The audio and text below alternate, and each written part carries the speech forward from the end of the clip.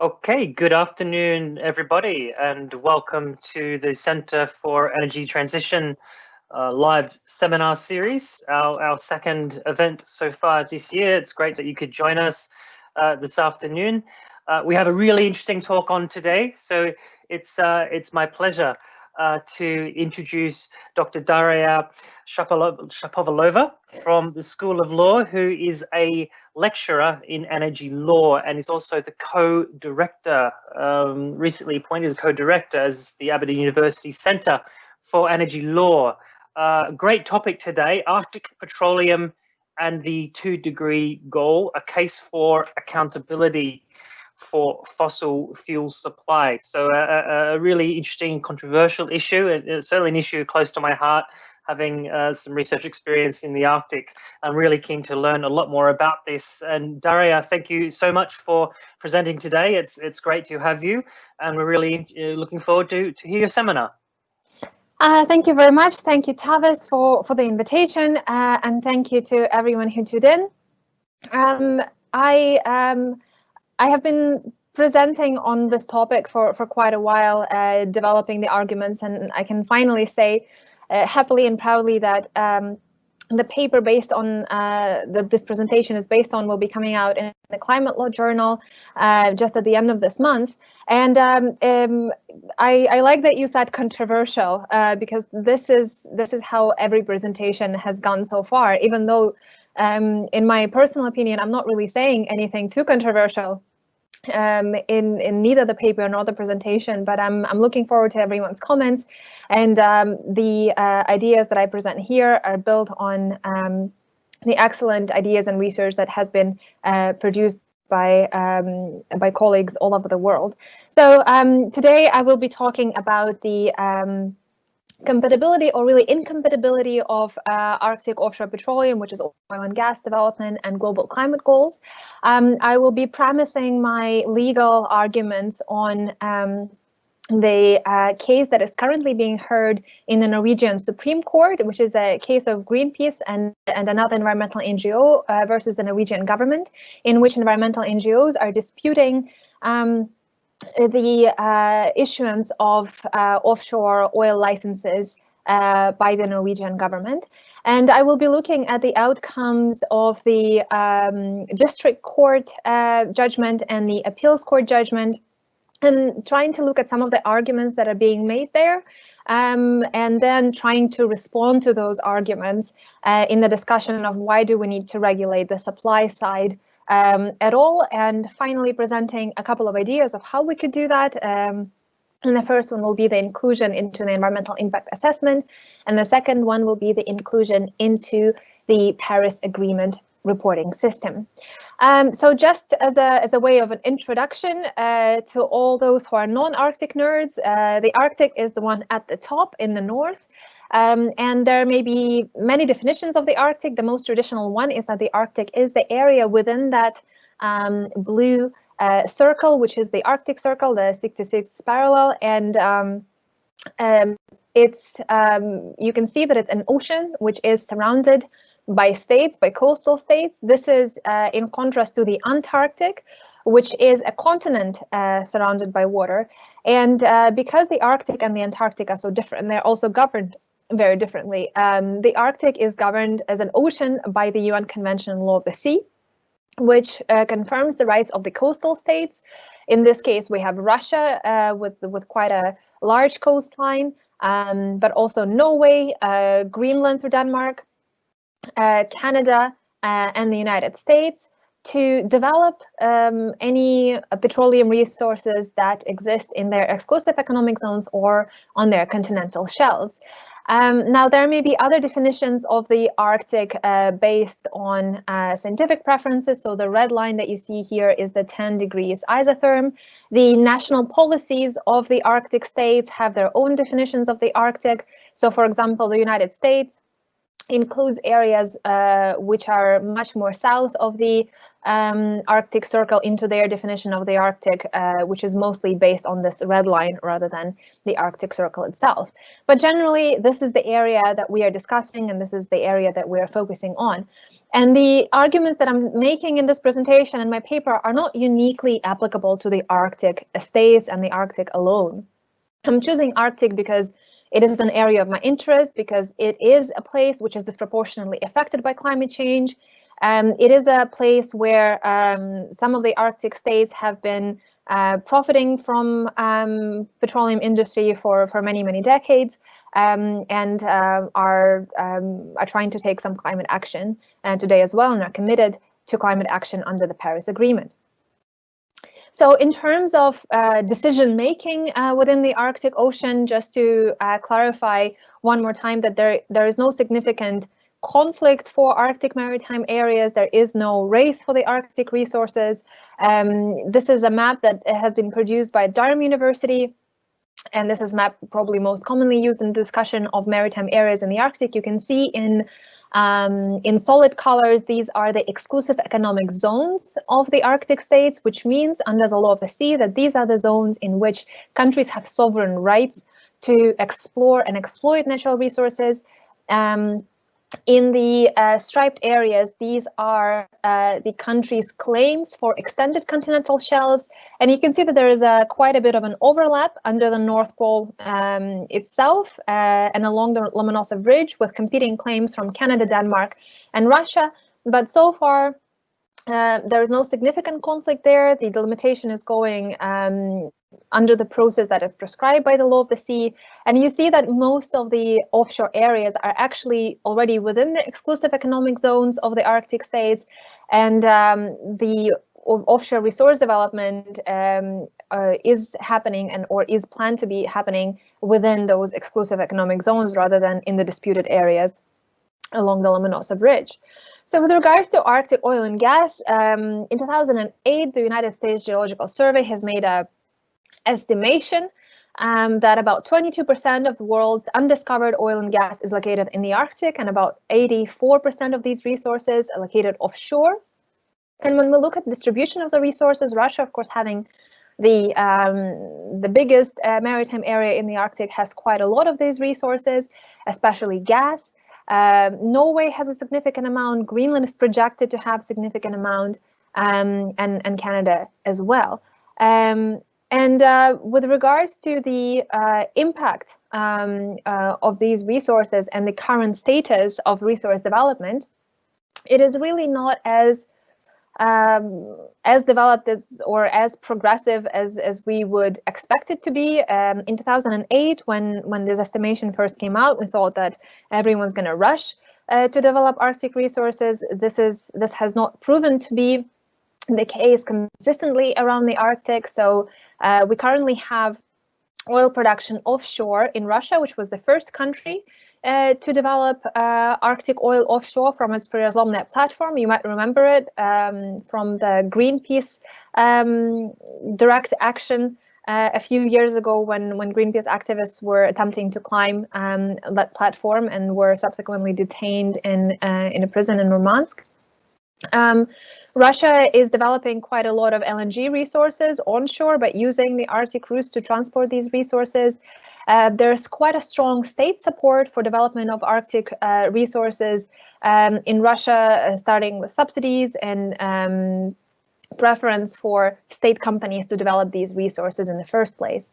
In Norway, we have developments offshore. We have natural gas development, which was the first natural gas development offshore in the Arctic from the Snøhvit field. We have oil field Goliath also in the Arctic areas offshore, and we have more production coming online. But of course, we have this climate case, and I think the outcome of the case in the Supreme Court is going to play a big role in the outlook for Norwegian oil development in the Arctic. In Canada, there is currently a moratorium on new licenses for Arctic offshore developments. This moratorium was put in place in 2016 by Prime Minister Trudeau and then US President Obama. Canada is still keeping that moratorium. Of course, in the US, quite a lot of things have happened. Most significantly for the Arctic offshore production, there are some offshore productions, but not offshore on the rigs, but from artificial islands. There has been moratorium for some time on new offshore licenses, which has been disputed, of course, by the Trump administration. But it remains to be seen what will happen with the new administration with Joe Biden in charge. And in Greenland, there is no commercial production of oil and gas offshore. There has been quite a lot of interest about 10 years ago, but the wells that have been explored did not yield any commercially attractive resources. And even though Greenland has autonomy over developing its offshore resources from Denmark, and a few licensing rounds did not really attract a lot of industry participation. But of course, there are different reasons why there is not a lot of industry interest, based on the geographical location, based on the available infrastructure in the region, based on the current price of oil as well. So there are different reasons why the production of offshore oil and gas in the Arctic is not going ahead as fast of a pace as everyone would expect. And of course, oil price is a significant part in that. But if we look at the energy policies or Arctic policies of all of the Arctic Ocean states, we will see that all of them really have the development of Arctic resources on the agenda to some extent, with some countries pushing it much further. So what is the problem? We have sovereignty over these resources, which is accorded to the Arctic states. What is the problem with the climate? Now, the issue is that in 2014, the fifth assessment report of the Intergovernmental Panel on Climate Change tells us that the estimate of the total fossil fuel reserves and resources contains sufficient carbon to yield, if released, radiative forcing above that required to limit global mean temperature change to less than 2 degrees Celsius. So, in other words, we cannot develop and burn all the resources and reserves that we know of today. There's further information that about a third of the known reserves and resources have to stay in the ground between 2010 and 2050 to have any chance to meet our 2 degrees goal. There's been some further research, and the paper by Ekins and McGlade, published in Nature, looked at geographical distribution of resources and said that, well, the Arctic resources definitely will have to stay in the ground for us to have a chance to limit global warming to 2 degrees Celsius. So we cannot burn all of the Arctic oil and gas reserves if we want to meet our 2 degrees goal. We might have a counter argument here that we are also using oil for different purposes. We use it in petrochemical industry, and that is indeed so, but it's a marginal share that is being used, and we can assume that the majority of the oil and gas resources will be burned and will contribute to global climate change as well. So we have this incompatibility of development of Arctic oil and gas with the global climate goals, but we don't really have an international climate regime that establishes any sort of accountability or responsibility for that. And this case that I mentioned before in Norway is a very interesting case in that regard, because it does set some light and questions the sovereign rights of states to issue licenses for oil and gas development. And as I said, in 2018, the Oslo District Court has decided in favor of the government. The appeals court in January 2012 has decided in favor of the government as well. But there are some interesting arguments that both courts have presented, and interesting arguments that the claimants have made. So the main basis of this lawsuit is Article 112 of the Norwegian Constitution, the article that establishes the right to a healthy environment, and Of course, the question is, well, what is the role of the Paris Agreement here? And one limb of the claimant's argument was about the incompatibility of new petroleum development with Norway's obligations under the climate change treaties, including the Paris Agreement. And the government here retorted, saying that there was no duty for Norwegian authorities to take measures with respect to emissions abroad, nor emissions stemming from the export of oil and gas from Norway, because of course Norway is producing quite a lot of oil and gas, but it doesn't really use a lot of that oil and gas within its borders. It's exporting oil and gas, and Norway is one of the, in terms of emissions within their territory, are one of the greenest places on the planet. So the government essentially saying that we don't have any duty for oil and gas that we export, only for the oil and gas that we are burning within our borders. And there's a question of, well, does the Paris Agreement impose any obligations with regards to that? And the court is saying, no, it doesn't. The Paris Agreement establishes obligations for domestic measures, and Norway is already doing quite a lot domestically to mitigate climate change. So we do not have to take any further measures to compensate for the effect from oil and gas exported to other countries, nor any other country in this situation would have such duties as well. So this question of exported emissions was then considered at more length in the appeals court. And the Court of Appeal said that, well, there may be legal implications for this extended climate effects of petroleum production, which would stem from Article 112 of the Norwegian Constitution, and said that even if Norwegian oil and gas exports had global effects, we are only responsible for these effects within Norwegian borders. We are not responsible for any effects in other countries, but if our exports in some way will affect the climate system, which will in turn affect the environment in Norway, then there may be some legal implications. But then they use the very classic now arguments to refute that. They're saying that contribution of Norwegian exports is marginal. If we consider other sources of climate change, other countries which are contributing to climate change, Norwegian contribution is not enough to raise any alarms here. And they're also using the so-called market substitution argument, saying that, well, even if we do not produce this oil, someone else will produce it. And this is a very interesting argument to make, because it's very difficult to argue against it. Yet the burden of proof on how can you actually prove that someone else will indeed produce it for you, and how the state and the level of energy transition is happening at is a very interesting argument here. So I imagine that in the Supreme Court, this argument will be dissected by the claimants much more significantly.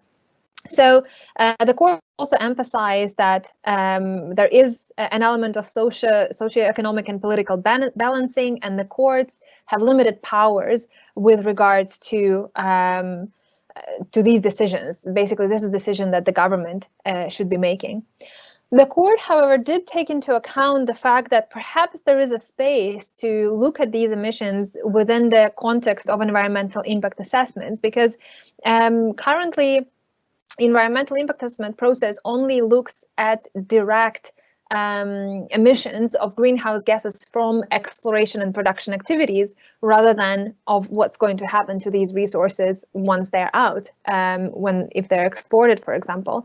So the way the regulations are phrased, at least in Norway, are actually enough to say that perhaps we should be including these extended climate effects, at least in the environmental impact assessment as well. It did not impose that specific obligation, but it did say that it doesn't really conflict with the wording of the regulations as well.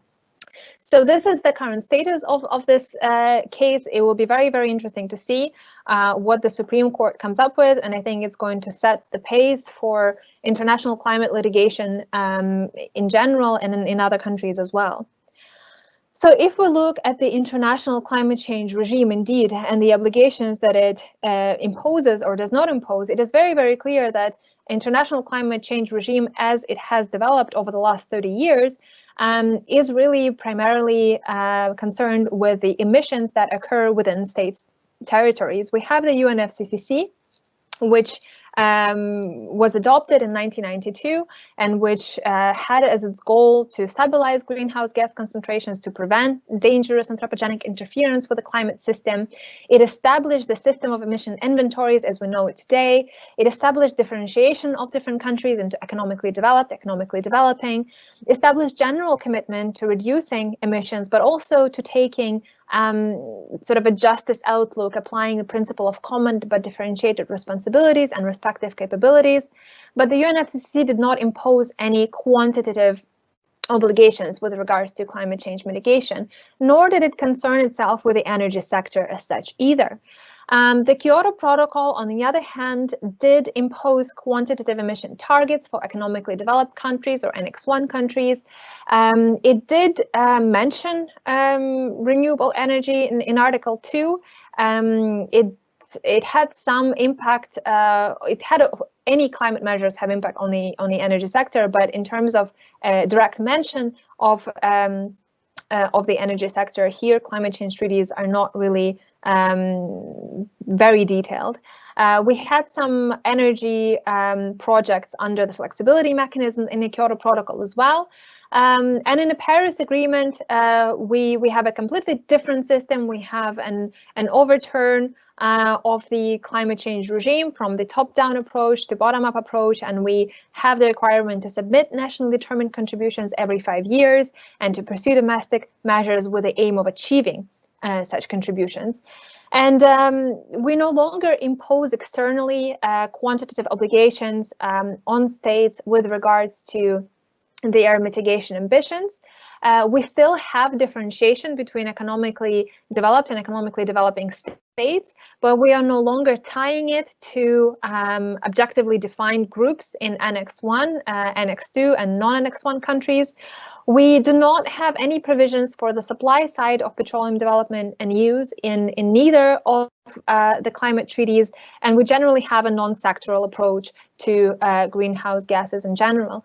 With regards to mitigation, we're only concerned with emissions and removals within jurisdiction. We do have flexibility mechanisms under the Kyoto Protocol, and Paris Agreement also includes that as a measure, but that is really not a global issue as such. That will be to help meet some of the domestic targets in general. The Paris Agreement also is based much more on transparency and reporting. Compared to the Kyoto Protocol, we have much more reporting requirements here. We have global stocktake process, which will happen very soon. We have the enhanced transparency framework, where there are obligations on the states to provide information, and there will be expert division of this information as well. So in terms of supply side regulation, you know, this conversation has been going on for quite a while. I am in no way claiming the originality of most of the arguments that I'm making. My personal interest in this came mostly from the book by Hans Werner Sinn on Green Paradox, which was recommended to me by my good colleague, Professor Roy Pertain. It's the idea that when we set long-term climate goals, we are incentivizing the holders or the owners of the resources to produce these resources and to benefit from them as soon as possible, because in 50 years there will be no demand for your product anymore. We're saying we're going to be net zero in 2050, so we're not going to need oil then. So make sure that you produce and profit now, even if the price is not very good, because in a few decades there will be no market for your product anymore. There's been some very interesting scholarship published in climatic change and in climate policy very recently. Interesting papers there on anti-fossil fuel norms, on divestment, on just transition and just phase out of fossil fuel supply, on limiting subsidies for fossil fuels as well. There's a Lofoten Declaration, which has been signed by over 500 environmental NGOs, calling for the wealthy fossil fuel producers to lead in putting an end to fossil fuel development and manage the decline of existing production. The World Bank pledged that it will no longer finance fossil fuel projects unless there are exceptional circumstances, and only for natural gas, and only as it fits within the country's Paris Agreement commitments as well. So this has been on the research agenda and on the political agenda for quite a lot, but a lot of people are asking, well, why should we do it? And they say, we have a climate change regime already, and that climate change regime is based on the regulation of demand. And if we deal with demand, then we'd not need to address the supply. There's no point addressing the supply. It will just lead to double regulation. The second counter argument to supply side measures is this market substitution argument that, if we don't produce it, wouldn't this oil would just be produced elsewhere? And in relation to my argument about the Arctic states, why should the Arctic states be the ones who are bearing this responsibility? Let's say Norway, for example, has very good experience in offshore development. It can do it in much more environmentally safe and friendly manner than many of the new producers around the world. So why bother with this? And I have some responses to that. I hope they're convincing enough, but I'm sure that these can be disputed further, and I'm very, very open to the conversation. So we know that the emission-focused regulation is insufficient. We had the international climate change regime for 30 years now. We see that the idea of having universal binding mitigation targets, as it was envisioned in the Kyoto Protocol, would solve this issue, really. If we did have a sort of emission trading scheme like we have in the EU on a global scale, with everyone participating and good compliance and good enforcement, then we wouldn't really need to talk about supply side measures, because we would have had demand sorted. But we don't have demand sorted. We don't have universal binding mitigation targets. We see that even if all the countries comply with their ambitions under the Paris Agreement as presented in nationally determined contributions, we're still not meeting our 2 degrees goal. So the ambition level is not just not enough, but it's also very, very variable around the world, and for good reason as well. Not every country is ready to completely switch to low carbon development. I already mentioned the green paradox, that our long-term goals, and primarily we do have long-term goals with regards to climate change, they incentivize the resource owners to use them sooner. There is a very good argument advanced by good colleagues, and one of them is Greg Mutid, who's written quite a lot on this, very good scholarship, on just transition, saying that if we know we cannot use all the resources, we need to have a managed reduction in supply, because we have already seen what an unmeasured reduction does to provinces that heavily depend on oil and gas resources. And I think in Aberdeen, I don't really have to elaborate on this much further. If we know that we are reducing a supply at a certain pace, that we can hopefully adopt some measures to make sure that transition is just and does not marginalize anyone and does not leave anyone in a state of despair. Extended producer's responsibility is a very accepted practice in environmental law, at least. So it's not really duplicative regulation, but rather complementary regulation. We are looking at producers of, let's say, dangerous chemical substances. We are looking at exports of nuclear materials, because we know that those materials are dangerous and can cause harm even if they're exported. And the same really goes for fossil fuels as well.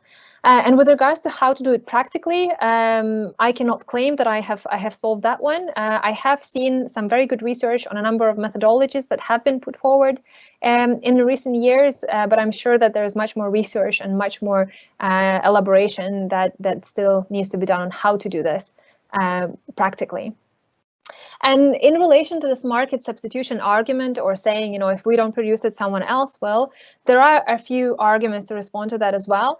And the first one is that, that there's quite a lot of economic research on climate change that says that high-cost reserves should stay in the ground. I discuss it in much more detail in my paper, but it basically says that if we have to develop some reserves, that they should be the cheaper reserves. Of course, there is a consideration of the so-called backstop of how are we going to substitute this. If we leave costly oil but use cheaper coal, that's not going to help anyone. So the backstop or the substitution fuel has to be either equal or less effective for climate change in general. We need to consider the carbon lock-in. So in terms of at least the Arctic production, Arctic oil development is some of the most expensive oil development in the world due to obvious reasons of having to develop technologies that withstand the conditions, having to build quite a lot of new infrastructure that has not been there before, delivering those resources to the market. And we see that especially where resources are expensive to develop, we see owners of these resources trying to develop as much as they can, and we see that in the UK with the policies of the government on trying to extract as much as possible and try to provide licenses which perhaps have more favorable conditions to develop the resources even when the fields do not have too much left. We need to consider the principle of common but differentiated responsibilities and respective capabilities, and I will stress that in the Arctic this is especially relevant. We need to consider the historical responsibility for climate change of the state, its current dependency on these resources, you know, there are, if we look at Greenland, for example, Greenland has never developed any fossil fuel reserves, and the contribution of Greenland to climate change is marginal, and perhaps developing these reserves would help them become economically independent, and just from this perspective, they might need it perhaps more than Norway does. If we look at Canada and Alaska, there are quite a lot of northern communities, indigenous communities that are not supporting fossil fuel development, but also quite a lot who do support fossil fuel development. These communities participate in the economy. They have been marginalized, and there's been quite a lot of injustices with how indigenous peoples have been treated in these countries for a very long time. And perhaps these resources could empower them for economic development.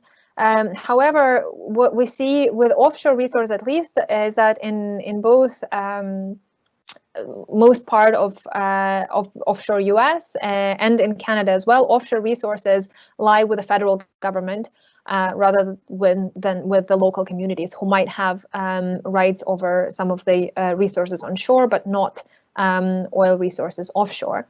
There is, as I said already, an issue with the burden of proof. Is that this argument is very easy to make without doing further research on what exactly that means that someone else will develop it for you. And this has been done in the Norwegian case. There was only reference to one very short article, and even the court said that this is a controversial argument to make. So the burden of proof for using this argument has to be much higher. And Justine Bell, in her article on market substitution, is on how it's applied in Australian courts, has been elaborating on this quite a lot. And there's an ethical argument to make, and I really like this quote from Justice Preston from Gloucester Resources Limited. So it's a case from New South Wales and Australia as well.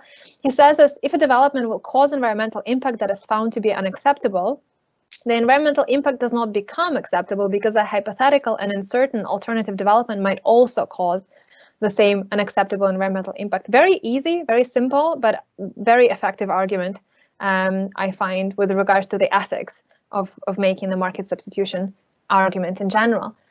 So what are the solutions, and are there solutions? And I think personally that there definitely are. Solutions that I have looked into are the inclusion of the so-called extended climate impacts into environmental impact assessment. Again, I'm not the first person saying it. There's some scholarship on this already. And we see that the climate impact assessment is currently included in a lot of environmental impact assessment requirements. However, it only looks at the direct impacts of the project, or in case of oil and gas, from upstream emissions from the actual exploration and production activities.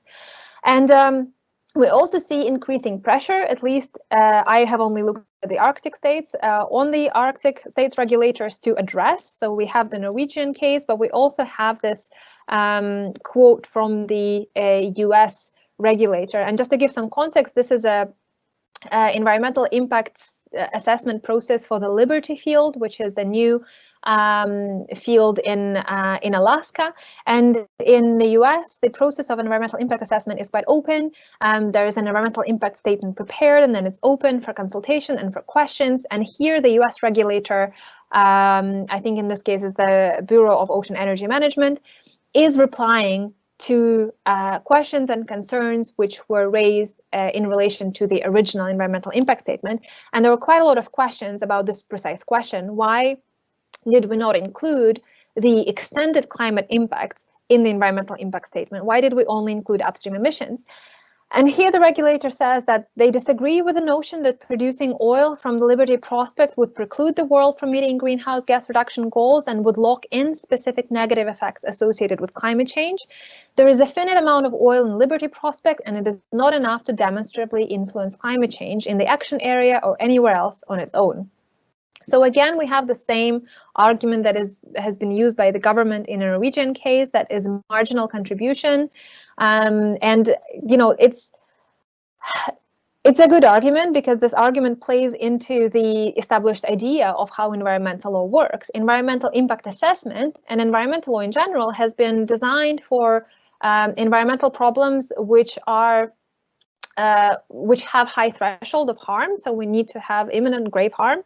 And are also designed for environmental impacts which are easily traceable from the source to the effects, which climate change, of course, is not. It's a cumulative issue. And the main objections to using this argument are first, this issue of threshold and the issue of market substitution.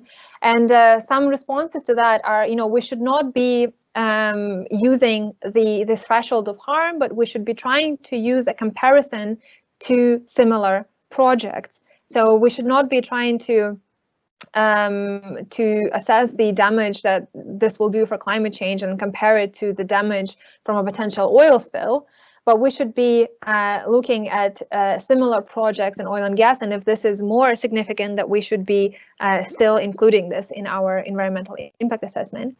And why do we need to use it in the environmental impact assessment? It is not just to provide information, which probably can be found elsewhere anyway, but when we're including something in environmental impact assessment, we are subjecting it to public scrutiny, such as in this case, to have consultations related to it. We are in many jurisdictions obliging the regulator or the project proponent to consider the no action alternative.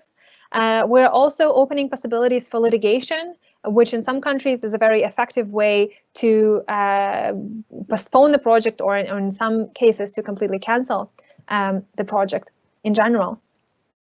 And the second solution that I propose in my paper is to include information on fossil fuel supply in the reporting that is being conducted under the Paris Agreement.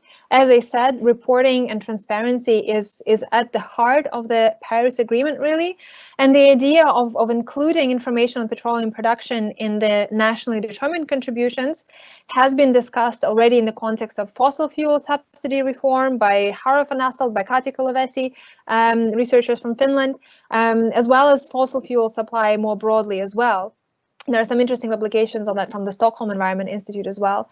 And the precise content of the NDCs is not really defined in the Paris Agreement itself, but the COP to the Paris Agreement was mandated to take decisions on what information is needed for the inclusion in the NDCs. And although the NDCs guidance applies only to mitigation, we do have voluntary provision of information related to adaptation, finance, technology, capacity building, education, etc. And that includes economic diversification and sustainable management of natural resources, which I argue fossil fuel supply is definitely falling under this scope. And some states are actually already including information on supply, specifically as related to subsidies. These are so far states which are not huge producers and contributors. So we have some information in Ghanaian NDC from Burkina Faso, from India, but there's a scope to perhaps include more of that information into the NDC. And another relevant way to do it would be to include it in the biennial transparency report. So this is for the enhanced transparency framework. And the first round of these reports is due in 2024.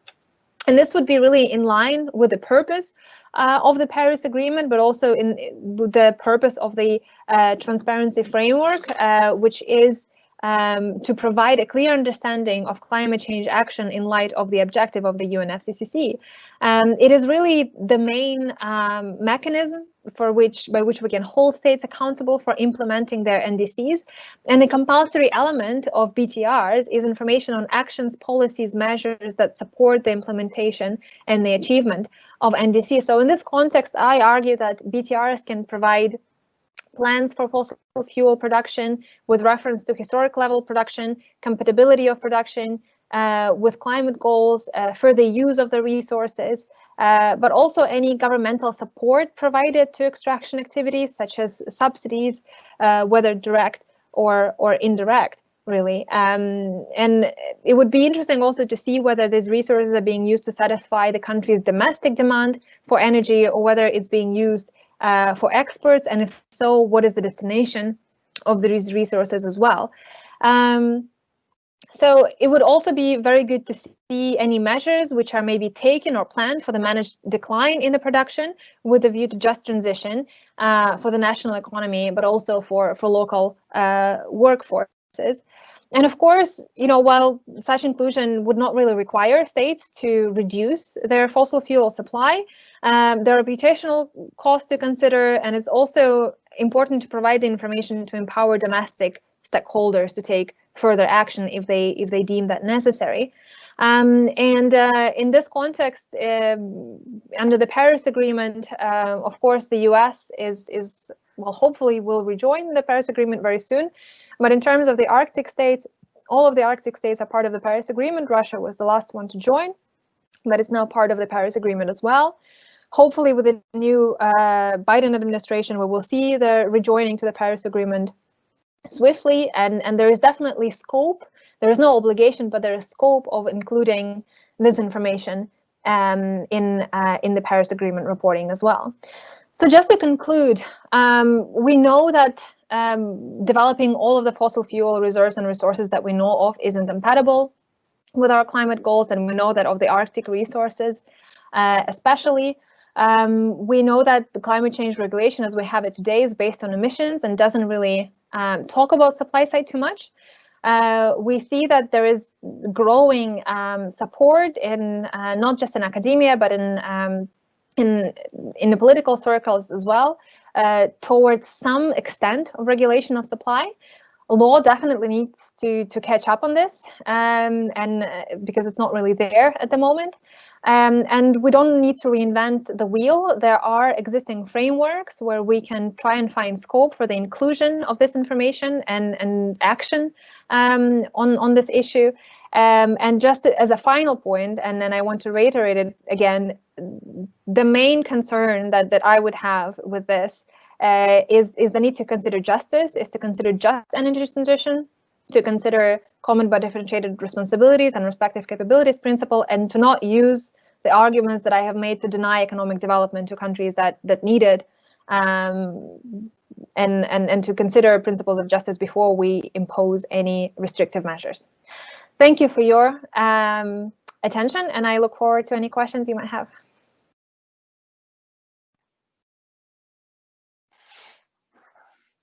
All All right, thank you very much, Daria. That was a fascinating, comprehensive and insightful talk about some of the real challenges and complexities about how we regulate supply side fossil fuel production in context of the Paris Agreement. And also, I know that you're just out of teaching as well and straight onto the seminar. So a Herculean effort there, and you've really earned your weekend. So thank you very much for delivering that fascinating topic. We do have some questions that have come through. So I'm going to just, if you do have any questions, everybody, you can just type them into the live event Q&A and we'll pick them up. I thought I just might use Chair's prerogative just to ask the first one, if that's okay. And having worked in the Arctic for a number of years, and I do a regular trip to Svalbard, the Arctic Council. What's the Arctic? The Arctic Council is essentially a soft law body, although there is some form there about developing sort of treaty-based approaches through ironically, the oil pollution prevention and response regime through the Arctic Council. What is the appetite for the Arctic Council for these type of issues from supply side regulation? Is there any? Is it just a function of the Arctic states? How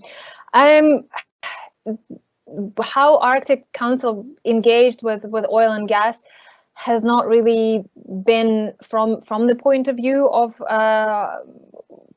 supply side regulation. So the treaty which the Council facilitated in adopting was the Treaty on Oil Pollution Prevention Response, which is basically a copy-paste of the earlier IMO treaty on how we should cooperate if we have an oil spill, how every installation should have an oil spill response plan, every local and national authority should have a plan, and we should be monitoring this as well. So I think there are some issues with that agreement in general. Arctic Council has been in a bit of a crisis with its last ministerial, as you well know, Tavis, especially because of climate change, because it was the first ministerial where the Arctic states were not able to produce a declaration because it's adopted by consensus, because the US representatives were refusing to include climate change in the language of the declaration. There is a lot of hope now, and I've just had a nice Twitter chat with my Arctic research colleagues. There's a lot of hope that now the level of ambition of including Arctic issues and climate change within the Arctic Council agenda with a new administration.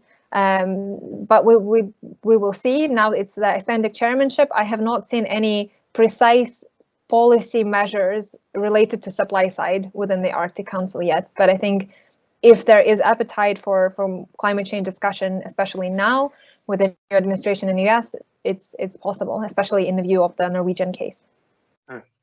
So we have a question here from Eve W. I suspect that's Eve Wildman. And thanks for the overview of this hugely important case. Do you see a similar case being brought against the Scottish/UK government with continued North Sea activity? And do you know what the general consensus is of Norwegian citizens around the court case and public support? Thank you. Thank you very much, Eve. I mean, in the UK, we have this maximizing economic recovery policy by the Oil and Gas Authority. I think a case can be brought. Whether it will be successful or not is a very different issue. Even when we look at the Heathrow case, the issues there was of inclusion of climate impacts in the assessment, rather than of cancelling the whole project because of climate issues. For now, it's still at the sort of procedural obligation rather than the obligation of result. As long as we consider it and we still decide that we want to go ahead with it, that's fine. So I think that a similar case could potentially be brought, but whether it will be successful is a different question. And with regards to the Norwegian case, I cannot give you any precise data because I am, admittedly, people from Norway who I'm having conversations with are very supportive of the case, but this is not a representative sample of Norwegian population. So I will look forward to looking more into that. I'm sure that someone has already done some research on this. great opportunity for some good social science there to have a look at that question as well. Mark Grunwald has got a question. He's saying he's not sure if Daria will talk about this, but I guess we'll find out, Daria. One proposal by Sin, I assume that's the author you worked with, is essentially to pay the owners of the resources to leave the resource in the ground. Now, this is not easy from an economic perspective or probably a political perspective, but would it be possible from a legal point of view at all? Thank you, Mark. I really like that argument. I did not include it in my paper because it's been slashed by one of the reviewers. But I was at an international conference, I think last year in August, and there was a representative from Greenland, and they were talking about oil development. And after I presented similar arguments, and they said, well, you know, we potentially be open to being paid, but we want to somehow profit from these resources, whether they're out or not. And I think in general, from the legal standpoint, there is nothing that is impossible as long as you frame it in a certain way. The problem, of course, is that there currently is no clear legal obligation to leave anything in the ground at all. So I think that there's definitely scope to develop a framework for that. And there is a scope to develop a framework which could quantify the resources and have some sort of a compensation mechanism if the owners of resources are prepared to leave them in the ground. So legally, I don't see how that is impossible. I have a question from Hakim. In the absence of a provision in the Paris Agreement or any international environmental law to hold countries liable for their exported emissions, how can global climate change mitigation mechanisms achieve their purpose? I think that they cannot. So I'm sorry for such a short answer, but this is why I'm trying to work on this issue, because I don't think it's possible. Straight to the point. Yeah. Harro van Asselt, we have a question here. Thanks for an excellent presentation. I concur. In a new court case before the ECTHR, I'm sorry, I don't know what that is. European Court of Human Rights. Thank you very much. One of the arguments is that not addressing fossil fuel exports violates human rights, Articles 2 and 8 of the above. If the court gets to answer this, what do you think will be the main questions to address? Market substitution or something else? First of all, let me get over the fact that Harro van Asselt himself is tuning in to my presentation. Thank you very much, sir. It's an honor and a pleasure that you have listened to my talk. I'm yet to engage at any critical level with this case. I have read about it, but not significantly. But with regards to your question, at least from my research, I see that the main two lines that get quoted again and again is the market substitution argument and the marginal contribution argument, you know, the causation and the threshold. And I think these would be the main two questions to address. But as I said, I think that the sides, who are usually the governments or the project proponents who are making those arguments, are not held to a very high standard with regards to the burden of proof that they're applying to their own arguments. So I think even if the court shifts the burden of proof a little bit and requires a bit more research into being able to make such arguments in the first place, that would already be a big win for climate change. Thanks, Daria. And a question from Nicholas. What would you say are some of the problems with the Paris Climate Accord, and what does it not cover? And could it be fixed in a way that makes it palpable to a place like the US? And thank you for an excellent lecture.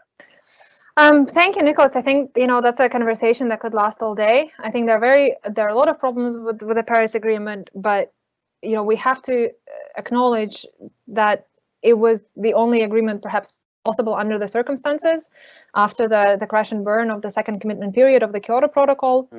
And any agreement of such scale will always be a compromise, a political compromise, a representation of the lowest possible denominator. And there's quite already a lot of work that is being done to fix it through COP and through scholarly processes around the Paris Agreement. So even if the text is perhaps not everyone's cup of tea, and a lot of people are calling it non-binding agreement, which is an oxymoron for a lawyer, there is quite a lot of work that's being done around an agreement to try and make it a bit more effective than it perhaps is. And with regards to the US, I don't think it was the Paris Agreement that was a problem. It was the administration that was hostile to any sort of climate action. And I think, Daria, also you've suggested there, it's very much how we approach the mechanisms with the nationally determined contributions as well, and how robust they are and how we measure them and how they're interpreted and applied by each country. And I guess a lot of that's going to come to a head in Glasgow next year. We have one more, I think it's a comment from Andrew Hurst, but I'll read it out nonetheless. It's with respect to the evaluation of Earth's physical resources, a fundamental question must be, what resources do we have? Where are they? And then what do we do with them? And this is, I guess, part of the international justice idea. Knowing what we have is fundamental to social or societal development. An alternative is to not ask the resource question. I agree with Andrew here. So I think the IPCC and climate scientists in general and natural scientists have been looking at trying to sort of provide a good map of geographical distribution of resources. But of course, we run into the issues of state sovereignty. The moment we try to talk about how states should be using or not using their resources, and only